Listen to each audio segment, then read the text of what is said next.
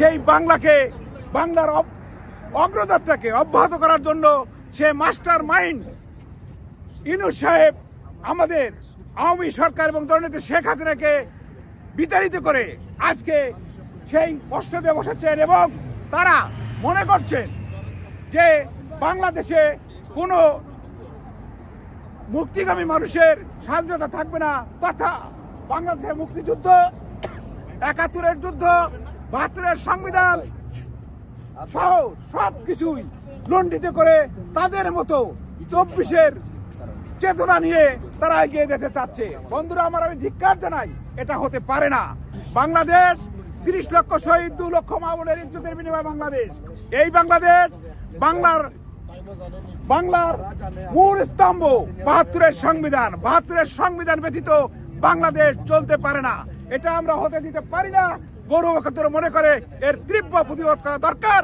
তাই আজকে আমরা এই পার্লামেন্টের সামনে দাঁড়িয়ে তার তীব্র প্রতিবাদ জানাচ্ছি। বন্ধুরা আমার,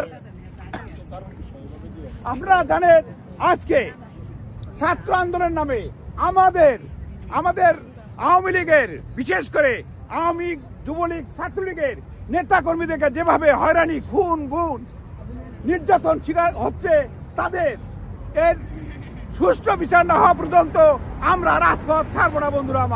বন্ধুরা আপনারা জানেন ইতিমধ্যেই বাংলাদেশ ছাত্রলীগ, যার ৭৬ বছরের ইতিহাস, সংগ্রামের ইতিহাস, বাংলার পার্টি ও মানুষের সাথে তাদের মিশে আছে, তাদের ইতিহাস, বাংলারকে সৃষ্টি করেছে যে ইতিহাস দিয়া, সেই বাংলাদেশ ছাত্রলীগ আমার প্রিয় ভাইদেরকে আজ রাজনীতি করা নিষিদ্ধ ঘোষণা করছে।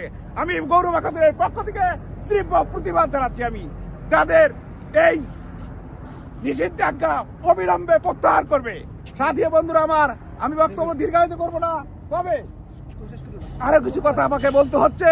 এই যুক্তরাজ্যে আমরা ব্রিটিশ পার্লামেন্টের সামনে শুধু নয়, বেলজিয়ামে, সুইজারল্যান্ডে সবখানে আমরা গেছি, প্রতিবাদ করছি।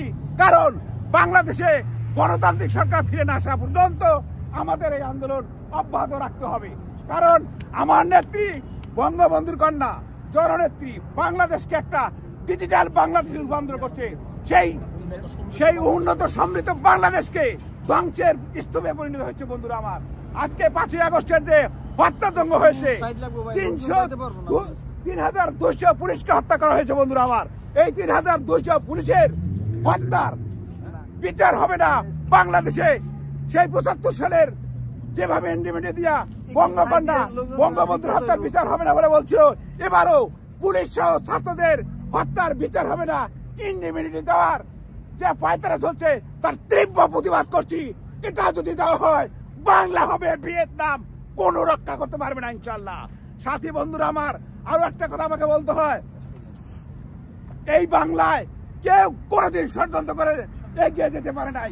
কারণ বাংলাদেশ সব সময় আন্দোলন মুখী মানুষের মধ্যে একটা চেতনা আছে। বাংলাদেশের মুক্তিযুদ্ধ, বাংলাদেশের ভাষা, বাংলাদেশের কৃষ্টির সাথে এক হয়ে যায়। কিছু উচ্ছৃঙ্খল, কিছু বিদেশি লোকের প্রেসক্রিপশনে বাংলাদেশ সেটা চলতে দিতে পারে না। কারণ ইউনূসের সাথে যারা আছে, যে কয়েকটি ছাত্র আছে, তারা বাংলাদেশের স্বাধীনতা, সার্বভৌমত্বকে বিশ্বাস করে না, আমার জাতির পিতাকে বিশ্বাস করে না, আমার সংবিধানকে বিশ্বাস করে না, আমার পতাকা বিশ্বাস করে না, আমার জাতীয় সঙ্গীতকে বিশ্বাস করে না। আমরা তাদেরকে কি করে মেনে নিয়ে এই বাংলাদেশে চলতে পারি, এই উন্নত বাংলাদেশ গড়তে পারি? আমাদের একটাই দাবি, এদেরকে তাড়াতাড়ি চলে যেতে হবে এবং বাংলাদেশে সুষ্ঠু ধারার রাজনীতি ফিরে আনতে হবে।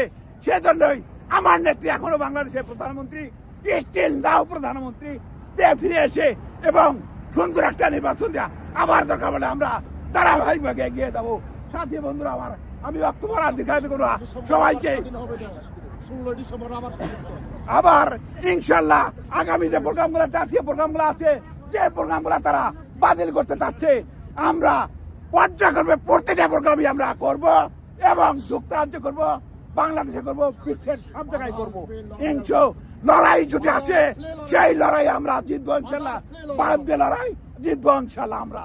সবাইকে ধন্যবাদ, সবাইকে এই অনুষ্ঠানে আসার জন্য।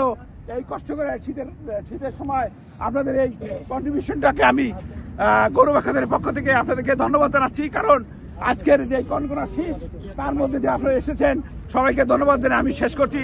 জয় বাংলা, জয় বঙ্গবন্ধু, জয় হোক মেহনতি মানুষের।